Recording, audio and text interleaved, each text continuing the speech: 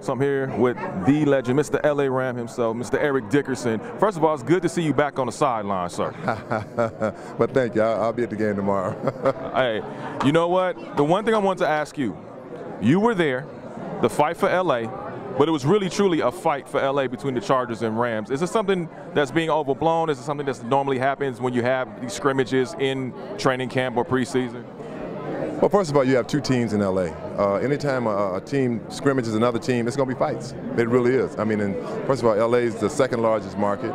So, you know, they're going to show those fights. It was, I think, 2 years ago when the Cowboys came to town. That was a big fight. That was a real fight. You're going to have those skirmishes. So that's just part of football. I mean, if somebody hits you hard enough, you get mad and like, I'm going to get up and get this guy. So that's what caused that. But, you know, it doesn't count until September 15th. Whenever the regular season starts, that's when it really counts.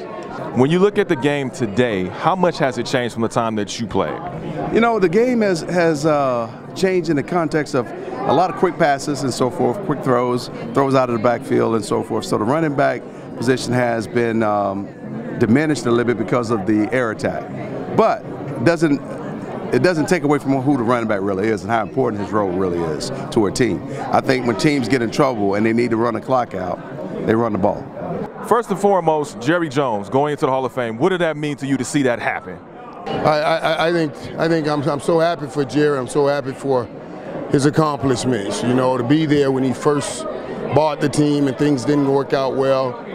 He was they wanted to castrate him, hang him high, and to get rid of him after he did what he did to Tom Landry. So to go from that day where they wanted to crucify him to the Hall of Fame, where we spent the day glorifying him, I thought that was an incredible journey, and I'm so happy for him. First question, man, how did it feel to have the Kendrick Lamar tribute to you when you're on your verge of retirement? Oh man, that was awesome. Kendrick Lamar, you know, he's really changing the game, man. I mean, he's the top artist in my eyes today, and just a guy from the West Coast who come from the struggle, kind of similar to mine. For him to do that shout out, it's just, I think that was kind of like a West Coast thing. I'm from here, Inglewood, he's from Compton, so shout out to Kendrick, man. I appreciate that. You know, this is, we all want to find a cure to cancer. You know, that's a bipartisan thing. There's no, way to argue that one. So I think that's what this is about. And, recently that's what I've been thinking. I said, you know what? Nobody voted for me to be elected to office. I'm not trying to be a politician. I'm not trying to tell people what they should think politically. I'm not even diving in that pool no more. I'm an artist. And I feel like if I use my platform, it's going to be for things that actually can affect the world in a positive way. I'm not interested in trying to tell people what to think politically. I think that's just, we leave that to the politicians. Let's find a cure for cancer. Let's do some things that we can do, that we can use our power to affect change and keep it moving. When you look at Ezekiel Elliott, obviously got a suspension, but do you think it was too harsh? Did you have a chance to talk to Ezekiel? I don't have all the details, so I can't tell you whether or not it was too harsh or not. I have not had a chance to talk to Zeke, but I am wishing him the best, and I am here for him. How did it feel finally to go back home as a Boston Celtic and get your jersey retired and retire as a Celtic, the team that you started with?